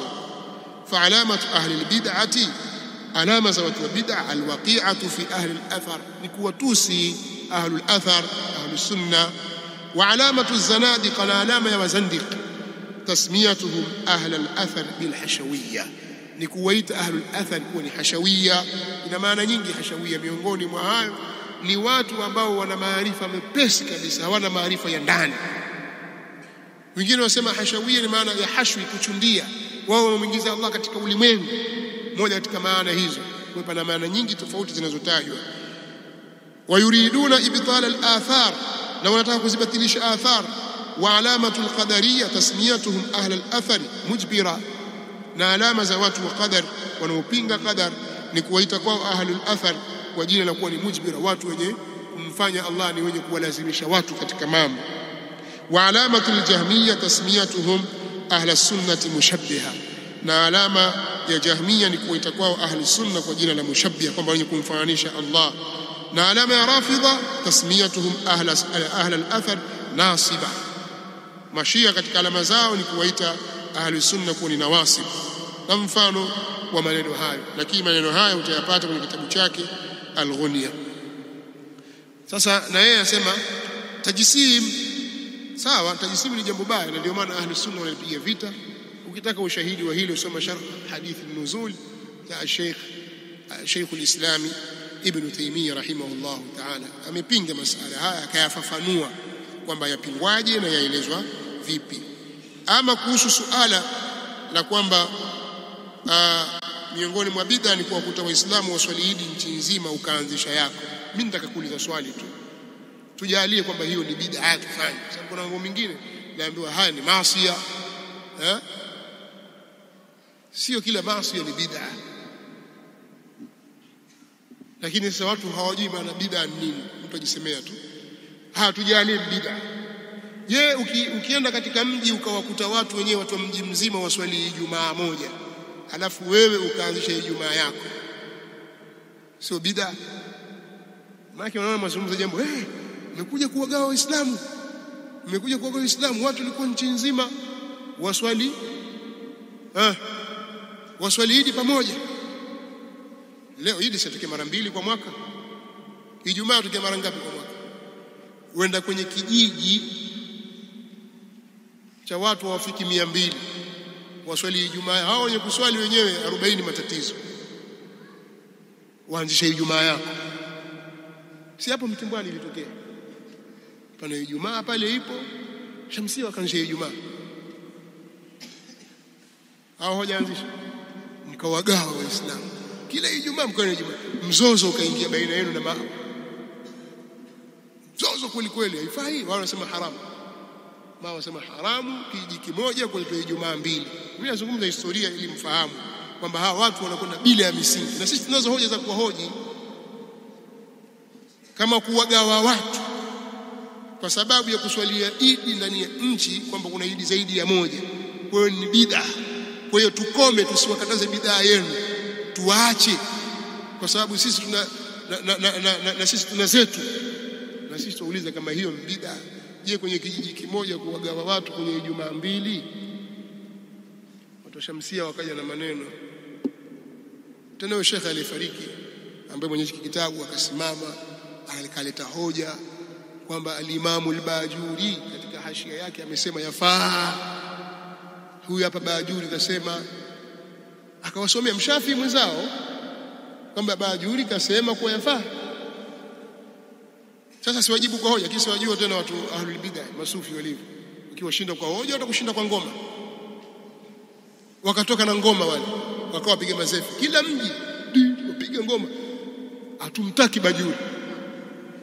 Nyimbo yaimbwa, sijui kama imeachwa siku hizi, hatumtaki Bajuri, na watu waruka wacheza wamsherekea Mtume sallallahu alaihi wasallam. Sasa watu wenye vituko namna utawaweza? Mimi nauliza, mtu mwenye vituko vya namna hiyo, kumbe ukimshinda tu akuimba. tunga kasida kuimba, wewe hujasoma kasome tena. Basi waimba tu, jibu hoja. Kwa hiyo amesahau hili, ajua lakini alisahau kwamba nyinyi bid'a hiyo. Sasa kama mkataa bid'a si ndio hizi bwana, kumbe wewe bid'a waijua. Maasi, katika mambo ya maasi kama hakuna sababu ya msingi, na katika mambo yenye khilafu baina ya watu, baina ya wanawazuoni, yanapoingia katika mahali na kila mmoja akashika msimamo wake, haiambiwi huyu kafanya bid'a kama hoja zipo. Hata hiyo Idi pia, kwani mara ngapi huku Tanga watu walikataa mwezi uliotangazwa na BAKWATA? Wako swali Idi zikaswaliwa 3, iko mwaka ilitokea hivyo. Sasa sisi katurudi katika meza, shekhe, wewe wakusudia nini unapozungumza maneno haya? Sisi hoja zetu ni hizo tulizozileta kuhusiana na nukta ulizozitaja, na ni nukta 2 tu sisi tumezitaja hapa, ambao tumezigawanya katika vipengele. Kwa hiyo inshallah hii ni majlisi ya 2. Majlisi ya 3 tutakuja kuelezea maneno yanayofuata baada ya haya. Kwa hiyo mimi sishurutishi kwamba lazima mtu ajibu au afanye kadha, kwa sababu lengo si mtu fulani au watu fulani. Lengo ni watu wasikilizaji wanaotaka kuelewa kuna nini. Kwa hiyo hayo maneno yanayozungumzwa kwamba katukana mtu fulani ni maneno ya uongo tu, ni kutaka kukwepa hoja. Hakuna ushahidi wowote katika hilo. Sisi tunaona kwamba mwanachuoni yoyote si maasum, anaweza kupatia na anaweza kukosea, na anayekosea katika jambo la dini akosolewa. Kama utaki kukosolewa, nenda maporini ukakate mkaa, kakate kuni, achana na shughuli za elimu. Ukiingia katika jambo la elimu na ukakosea, utajibiwa kwa hoja. Kitu kibaya ni mtu kuzungumza tu maneno kurusha, hana hoja na chochote, jiendea tu. Au mtu hana historia yoyote ya kusoma, akakaa katika kuzungumza tu. Watu kama hao ni watu hatari katika dini. Historia yako wewe kusoma ni ipi? Wao wenyewe wakwambia, unajua hawa elimu yao bwana haina sanad. Elimu hapo nimemaliza jamani mhadhara wangu, lakini nataka tuweka sawa haya maneno. Hawana sanad. Sisi tuna sanadi mpaka kwa Jibril. Alafu yatajwe ile sanad. Fulani kasoma kwa fulani. Fulani kasoma kwa fulani. Fulani kasoma kwa fulani. Kwanza mimi nawaambia masala ya ijaza katika mambo ya ilmu, hii ni sunnatu muttaba, iko kwa ahlu sunnah wal jamaa. Na mtu katika mambo ya ijaza, katika zile njia za upokezi wa habari, ni kupewa ijaza. Mtu anapokea kutoka kwa shekhe, ima kwa qiraa kwa shekhe au kusikia maneno yake au kupewa ijaza, hiyo ipo. Na hiyo ni silsila ya ilmu. Fulani kasoma kwa fulani kutoka kwa fulani, wengine wajua, wengine hawajui. Wengine hawajui na silsila zao, kama vile ambavyo wengine hawajui nasabu za baba zao. Haina maana kwamba mtu kwamba hajui nasabu yake basi mwana haramu au yeye si mtoto wa Adam. Sio hivyo kwamba wewe unamtaja nasabu yako mpaka kwa Nuh, alafu anze kutaja. Ukishindwa basi wewe si mtoto wa Adam, si mwana Adam. Ndio hivyo, haiwezekani. Kama wajua na hayuko mtu huyo, sawa. Kwa hivyo hivyo katika ilmu, wako wanaojua na wako wasiojua. Lakini suala la kupeana ijaza lipo. Na ijaza, kwa mfano mimi na ijaza ya kutubu 6 kutoka kwa shekhe wangu fulani, kutoka kwa fulani, kutoka kwa fulani, mpaka kwa Imam Bukhari, sawa. Au mimi nina ijaza ya baadhi ya hadithi, kama mfano hadithi al-musalsal bil awwaliya kutoka kwa shekhe wangu fulani mpaka kwa Sufyan ath-Thawri, sawa, na kuendelea. Al-musalsal bil awwaliya, hili ni jambo lipo. Lakini sasa katika taratibu za elimu, ukishapokea kitu fulani usifanye tadlis. Kuna kitu chaitwa tadlis, na inagawanyika tadlis katika mafungu mbalimbali. Kuna moja inaitwa taswiya, sawa. Kuna tadlis ya shuyukh. Sasa kuna tabia tadlisi. Mtu labda amepokea tafsiri mathalan kama tafsiri ya Al-Jalalain, mfano Sheikh Abdullah Salih Al-Farisi kwenye tafsiri yake utaje silsila yake ya ilmu kutoka kwake mpaka kwa Imamu Jalaluddin al-Mahalli na Jalaluddin as-Suyuti. Hili ni tafsiri ya Jalalain. Sasa asije akakaa tena akaja akataja silsila yake kwamba mimi elimu yake yote na yote anayoyafanya kwamba silsila yake mpaka kwa Suyuti. Unanielewa? Atakiwa ataje kile ambacho amekipokea kutoka kwa huyo shekhe wake mpaka kwa Suyuti. Sasa wewe umepokea sanadi yako mpaka kwa al-Imamu al-Muzani, mpaka kwa al-Imamu Shafi'i, mpaka kwa al-Imamu Malik, mpaka kwa Nafi', mpaka kwa Ibn Umar, mpaka kwa Mtume sallallahu alaihi wasallam, mpaka kwa Jibril, mpaka kwa Rabbul Alamin. Lakini silsila hii iliyopokea ilikuwa ni ya kitabu gani? Elimu yote, nyiradi zote, maulidi pia yamo.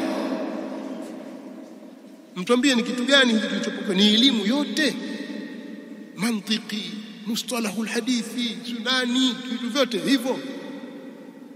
Ndio hivyo mpaka mwa wabeza wengine silsila. Alhamdulillah, silsila elimu tuko nayo. Alafu hiyo pia mimi si nusu hiyo mnayotaja nyinyi yenu, mimi pia nusu ankataeni. Wewe ulisoma hujaelewa wewe, basi nimeelewa sehemu nyingine. Kwa hiyo nataka kusema kwamba hakuna haja ya watu kuleta maneno haya na yale. Tujibu hoja tunazozileta mezani. Maneno haya niliyotaja na nimeyanukuu kutoka kwa msemaji, na ndivyo hivyo na tuna hoja. Hiyo taadhimu mnayozungumza nyinyi ni ipi? Ndio haya maulidi, hakuna namna nyingine? Au walikulli wijhatun huwa muwalliha, upi huo wajihi mwingine huo unaosema nyinyi ni upi aliofundisha Mtume sallallahu alaihi wasallam?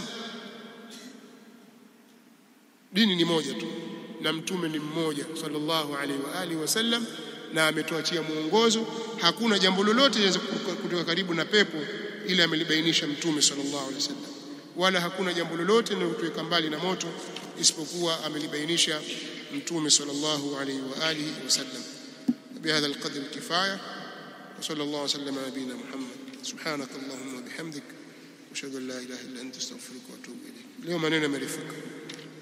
Kesho inshallah tukianza kusema hatutaanza kurudi nyuma kukumbushia, tutaanza moja kwa moja kwenye maudhui kwa ajili ya kufidia wakati.